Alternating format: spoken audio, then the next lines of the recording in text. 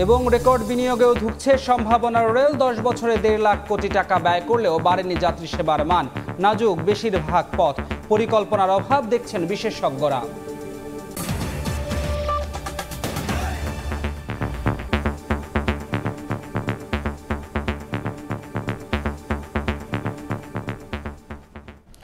সকালের সময় সঙ্গে আছি আমি ধ্রুব ব্যানার্জি।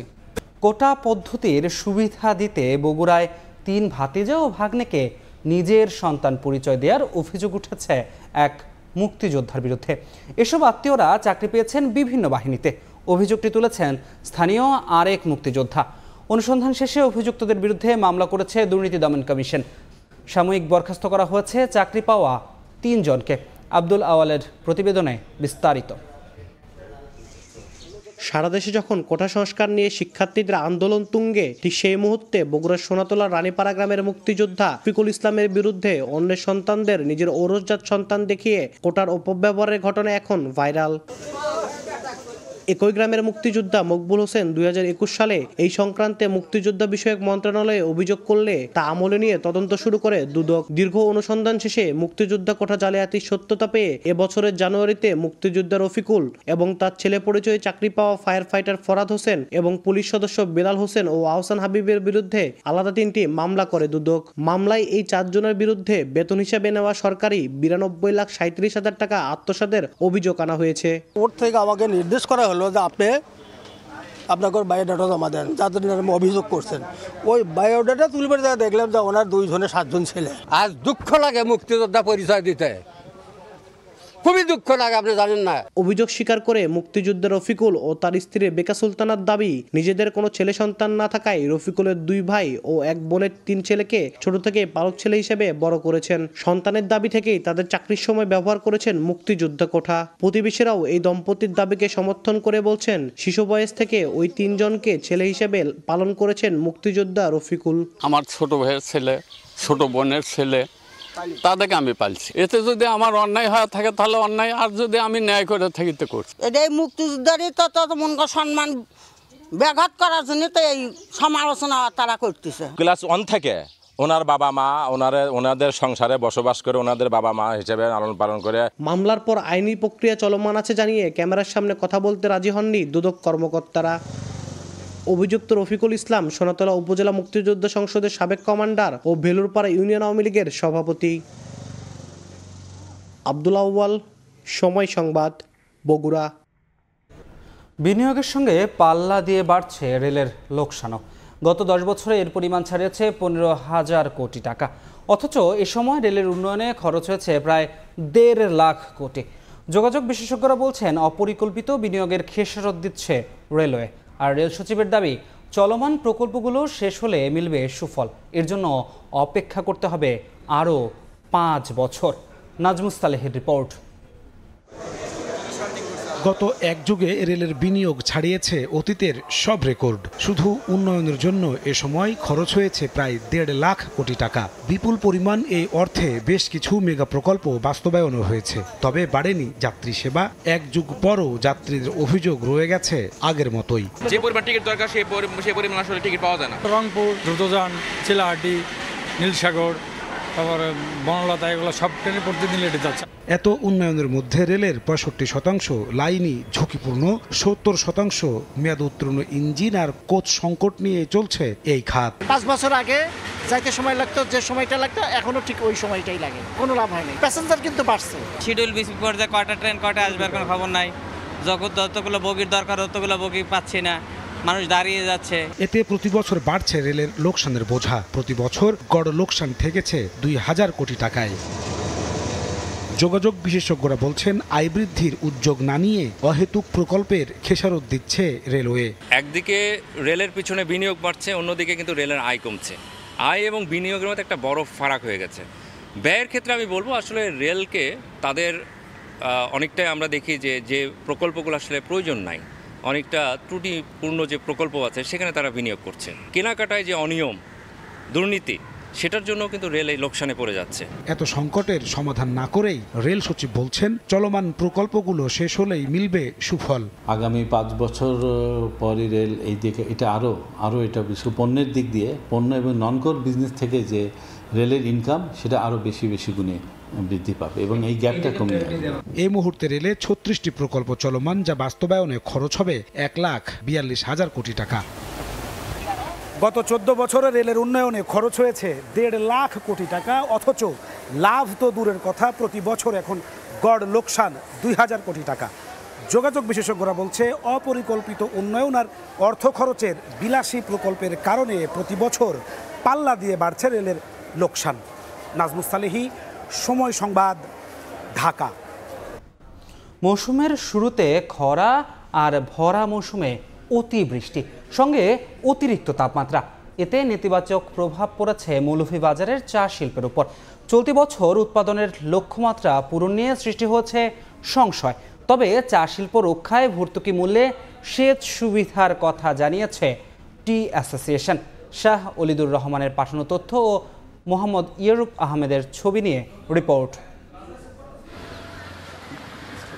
চলতি বছরের শুষ্ক মৌসুমের শুরু থেকেই তীব্র খরা ছিল মৌলভীবাজারে। এতে চা বাগানে ঠিক মতো গজায়নি পাতা। বাগানে দেখা দেয় রেড স্পাইডারের আক্রমণ সহ বিভিন্ন রোগ। অল্প কিছু বাগানে কৃত্রিম সেচ দিলেও পাওয়া যায়নি আশানুরূপ পাতা। সবাই তখন অপেক্ষা করছিল বৃষ্টির। তবে বর্ষা মৌসুমে বাধে আরেক বিপত্তি।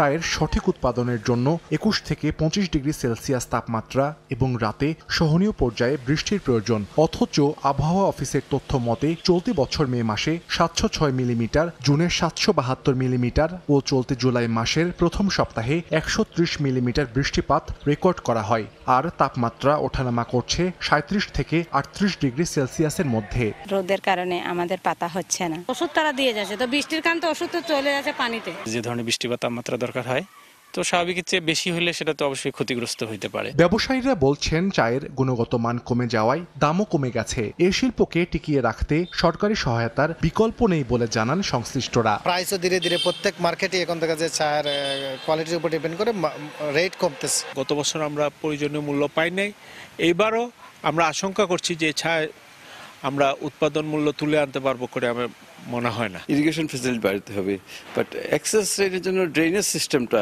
আমাদের ইমপ্রুভ করতে হবে। চা বোর্ডের দেয়া তথ্য মতে চলতি বছর চা উৎপাদনের লক্ষ্যমাত্রা নির্ধারণ করা হয়েছে 10 কোটি 80 লাখ কেজি।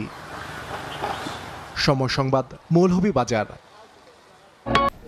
9 বছর ধরে কোনো বৈঠকই হয়নি জাতীয় পর্যটন কাউন্সিল এনটিসির। এর জন্য চূড়ান্তভাবে পাশ হচ্ছে না পর্যটন মহাপরিকল্পনা। অপার সম্ভাবনা থাকলেও এসব কারণে নেই দৃশ্যমান কোনো অগ্রগতি। বিশেষজ্ঞরা বলছেন, শিল্পটি সমৃদ্ধ করতে দরকার বিশেষ পদক্ষেপ। এর জন্য আগে সক্রিয় হতে হবে এনটিসিকে। বিপরীতে পর্যটন বোর্ড বলছে, চলতি বছরের মধ্যেই পর্ষদের বৈঠক ও মহাপরিকল্পনা অনুমোদন হবে। কাজল আব্দুল্লাহর রিপোর্ট।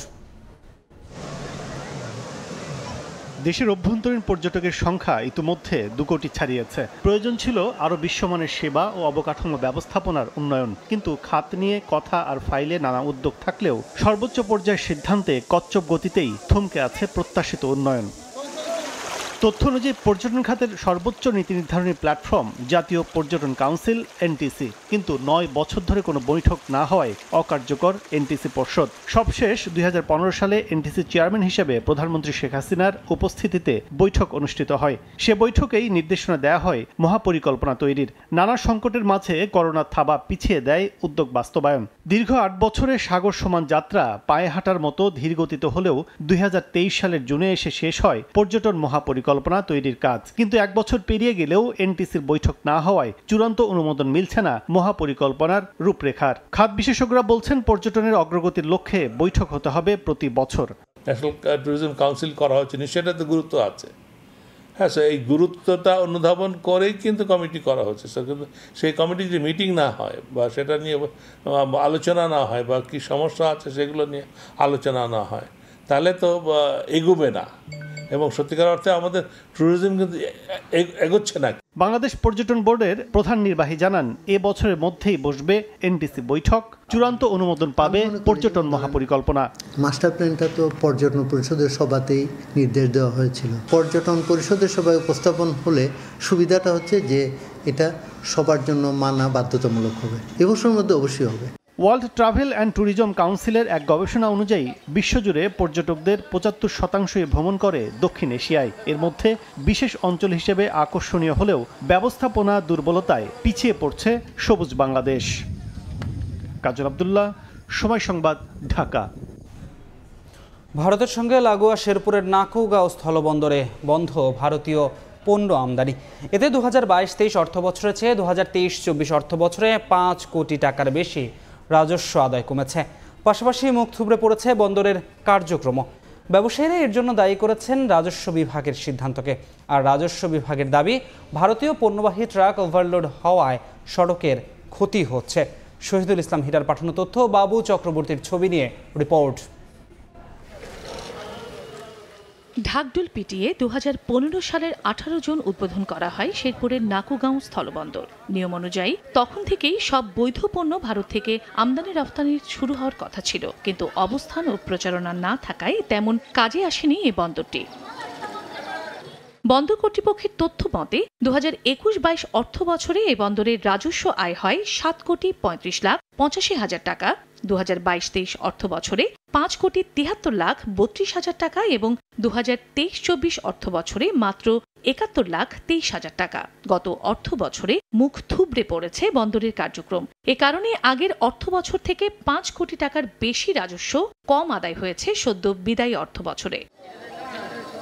তবে ব্যবসায়ীদের অভিযোগ, ভারত থেকে আসা পণ্যবাহী ট্রাক ওভারলোড থাকে। এমন অভিযোগ এনে সম্প্রতি রাজস্ব বিভাগ এ বন্দর দিয়ে ভারতীয় পণ্য আমদানি বন্ধের মৌখিক নির্দেশনা দেয়। গত 1 বছরের কিছু বেশি সময় আমরা ইন্ডিয়ান কোনো পণ্য নামাইতে পারতেছি না, বিশেষ করে কয়লা এবং পাথর। আমাদের ব্যবসায়ীদের খুব নাজেহাল অবস্থায় আছে, লেবাররাও খুব নাজেহাল অবস্থায় আছে। একমাত্র কাস্টমসের অসহযোগিতার কারণে আজকে দীর্ঘদিন যাবত বন্দরটা বন্ধ রয়েছে, যার ফলে সরকারের কোটি কোটি টাকা রাজস্ব আদায় ব্যাহত হচ্ছে।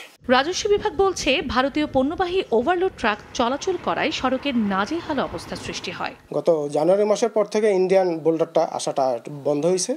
তো ইম্পোর্টারদেরকে ওনারা আমার কাছে আসছে, যেটা কেন আসা ওই পরে একটা সমস্যা হচ্ছে, রাস্তাঘাট ভেঙে গেছে, যার কারণে মাল আসতেছে না। আমদানিকারক সমিতির তথ্য মতে প্রায় 1 বছর আমদানি বন্ধ থাকার লোকসান পুষিয়ে নিতে এ বন্দর দিয়ে ভারত থেকে পাথর, শুটকি, সুপারি, ফল ও ফ্লাই অ্যাশ আনতে আগ্রহী ব্যবসায়ীরা। সময় সংবাদ, শেরপুর। এই ছিল সকালের সময়। আন্তর্জাতিক সময় নিয়ে সঙ্গে থাকবেন ছোঁয়া খন্দকার। ধন্যবাদ ধ্রুব। আন্তর্জাতিক সময় নিয়ে ফিরছি কিছুক্ষণ পর, সঙ্গেই থাকুন সময়।